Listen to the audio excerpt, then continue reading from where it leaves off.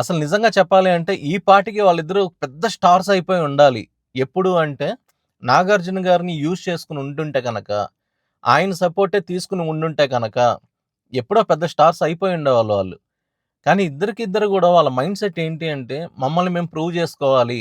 మా డెసిషన్స్ కరెక్టో కాదో మేము చెక్ చేసుకోవాలి. నాగ చైతన్య గారు స్టార్ అయ్యారు గానీ, అఖిల్ గారికి మాత్రం చాలా టైం పట్టింది. ఆయన పర్సనల్ లైఫ్ ఇన్సిడెంట్స్ అయ్యుండొచ్చు. లేదా సినిమా స్టోరీ సెలక్షన్స్‌లో మిస్టేక్స్ జరిగుండొచ్చు. వాటెవర్ ద సిట్యుయేషన్స్, ఇప్పటికైతే మాత్రం ఈ నిమిషానికి ఈ 'లెనిన్' మూవీ రిలీజ్ అయిన తర్వాత మాత్రం నాగార్జున గారు నిజంగా గుండె మీద చేసుకొని పడుకోవచ్చింక. ఎందుకంటే 'అక్కినేని లెగసీ' ఇంకో 30 ఇయర్స్ గ్యారంటీ అని ప్రూవ్ చేశాడు అఖిల్.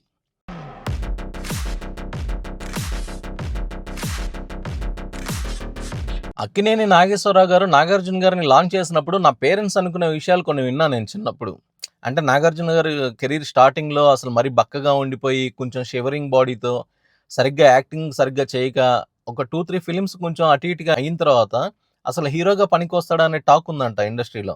బట్ దాన్ని ఆయన ఛాలెంజింగ్‌గా తీసుకొని, ఆయన్ని మౌల్డ్ చేసుకుంటూ, యాక్టింగ్ బాగా ఇంప్రూవ్ చేసుకొని, వన్ ఫైన్ డేకొచ్చేసరికి అసలు టాలీవుడ్ మన్మధుడు అనే ఒక బ్రాండ్‌ని క్రియేట్ చేసుకొని, ఒక ఫ్యామిలీ ఆడియన్స్‌ని గాని, ఒక క్లాస్ ఆడియన్స్‌ని గాని, తర్వాత కొన్ని మాస్ మూవీస్ తీసి మాస్ ఆడియన్స్‌కి గాని, అంటే 'అన్నమయ్య' లాంటి సినిమాని ఏ హీరో గూడా అంత బాగా చేయలేడు ఆ నలుగురిలో అన్నంత బాగా యాక్ట్ చేసి, అంత బెస్ట్ పెర్ఫార్మన్స్ ఇచ్చి వావ్! శభాష్ అనిపించుకున్న 'నాగార్జున' గారికి ఇద్దరు కొడుకులు left and right. Akkineni Naga Chaitanya గారు, అక్కినేని అఖిల్ గారు. ఇద్దరు 'నాగార్జున' గారి రక్తం పంచుకొని పుట్టిన బిడ్డలు. అసలు నిజంగా చెప్పాలి అంటే ఈ పాటికి వాళ్ళిద్దరూ పెద్ద స్టార్స్ అయిపోయి ఉండాలి.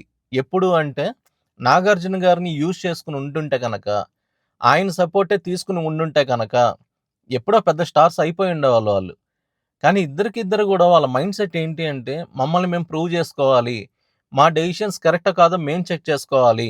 మా కాళ్ళ మీద మేము నిలబడగలమో లేదో మేము చెక్ చేసుకోవాలి అని ఇద్దరి మైండ్ సెట్స్‌లో ఉంది గాబట్టి, వాళ్ళ స్టోరీ సెలక్షన్‌లో కొంచెం అప్ అండ్ డౌన్స్ జరిగాయి. కొన్ని మిస్టేక్స్ ఎక్కువగా జరిగాయి. ఆ రిజల్ట్ వాళ్ళకి స్టార్‌డమ్ తేవడానికి కొంత డిలే అయ్యుండొచ్చు.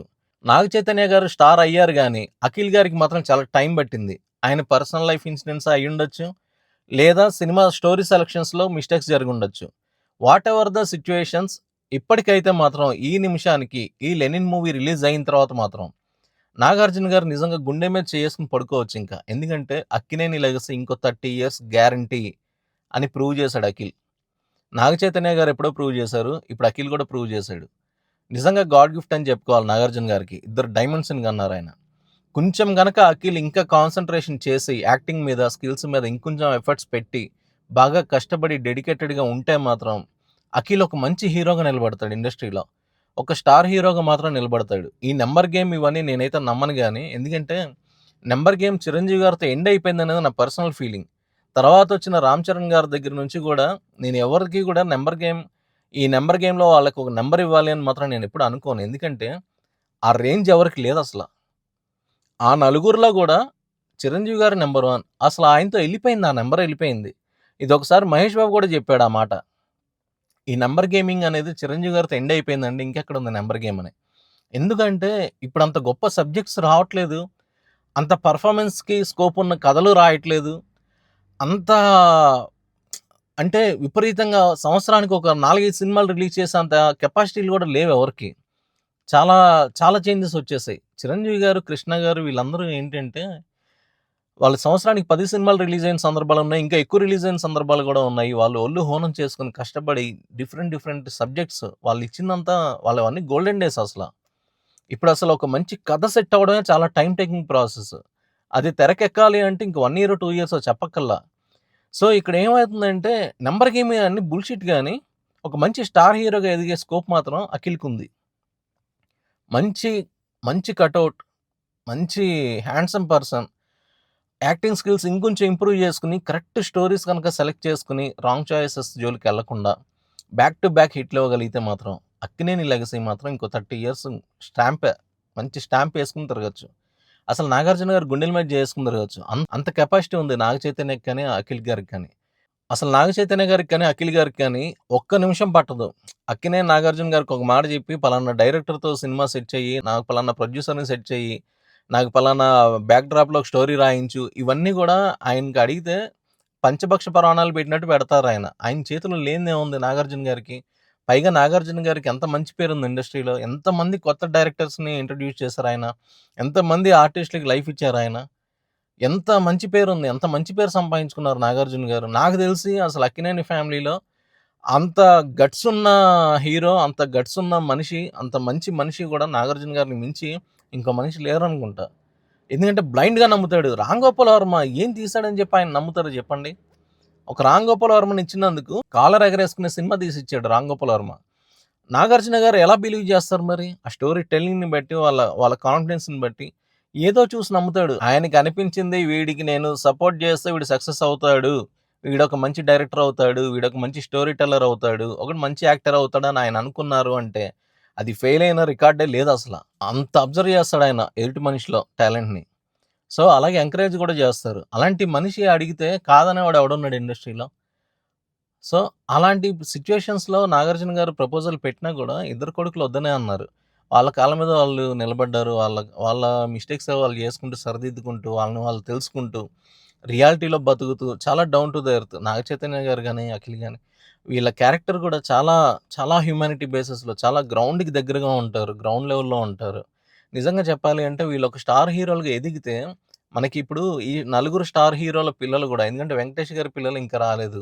'బాలకృష్ణ' గారి పిల్లలు ఇంకా రాలేదు. సో, వీళ్ళిద్దరు పిల్లలే 'చిరంజీవి' గారు, 'నాగార్జున' గారి పిల్లలు.